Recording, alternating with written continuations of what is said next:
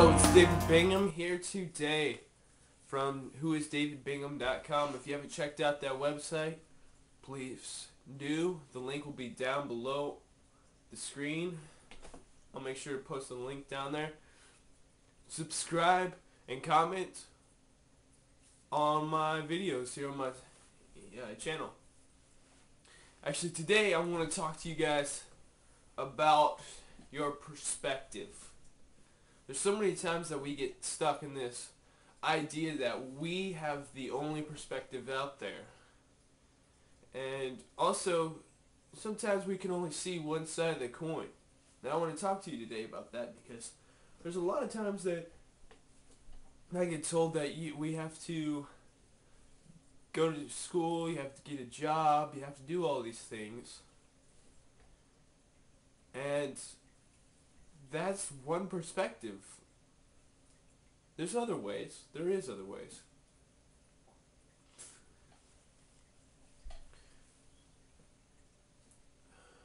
It's funny because at my age, everybody is saying that. Okay? I'm 20 years old. I'm 20 years old. I don't go to school and I don't have a job. Why? Because I'm doing what I want to do.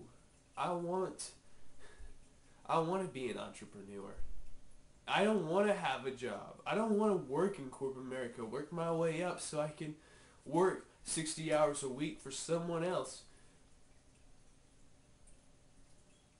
That's not what I want to do.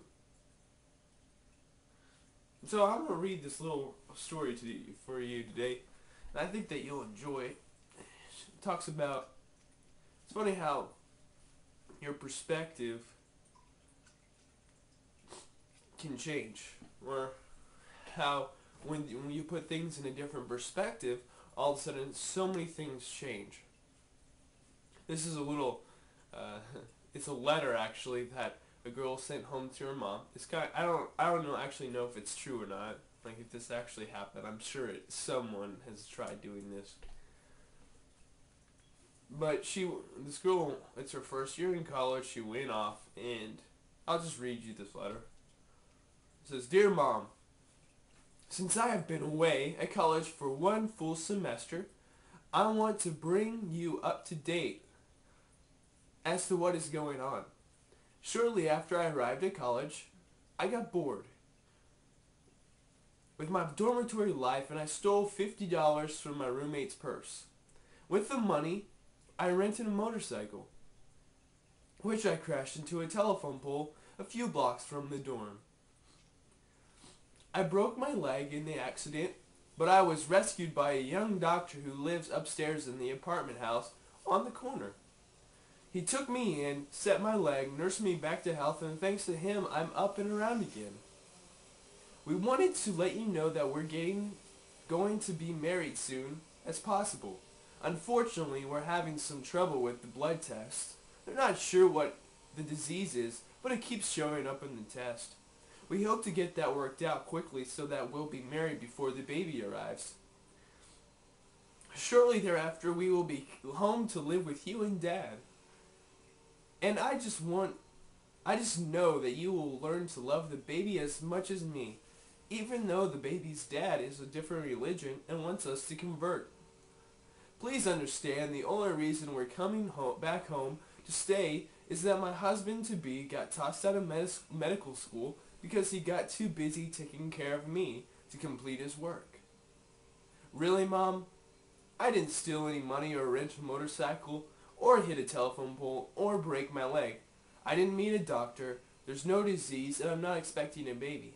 And I won't be coming home to live with you and Dad either. However, I am getting a D in algebra and an F in geology. I wanted you to accept these grades in their proper perspective." I think it's really great, it's really funny, is that sometimes we see things so bad or so out of reach for us, but that's only our perspective at the current time, in our current situation. I heard this great kind of analogy is that you can go and you'll see like this really big tree and you'll be like, whoa, that's a big tree, right? But if someone comes along and they say, hey, I want to show you this big tree, and the tree they show you is like 50 times bigger than the one you knew, you'll be like, whoa, that's a really big tree, right? Now that tree that you thought was big is no longer as big because you have a bigger tree. You know what a bigger tree looks like. And I think that's the same with our dreams, is that you might be thinking to yourself, whoa, my dream is huge, or whoa, that person's dream is big. But if you could create for yourself an even bigger dream, then that other dream seems not as big, and it seems more accomplishable. So, to spend some time today, next few days, thinking about your perspective. What are the things in your life that you are holding to a small perspective, holding to this I can't do it mentality? Are you saying that to yourself?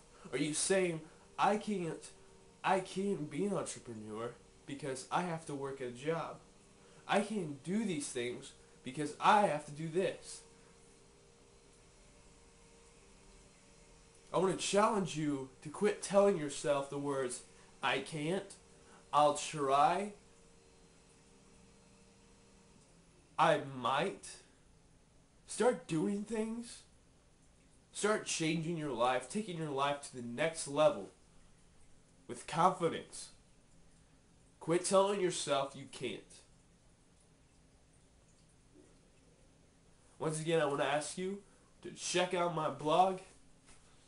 It's www.whoisdavidbingham.com. It will be at the bottom of this link. Of this video.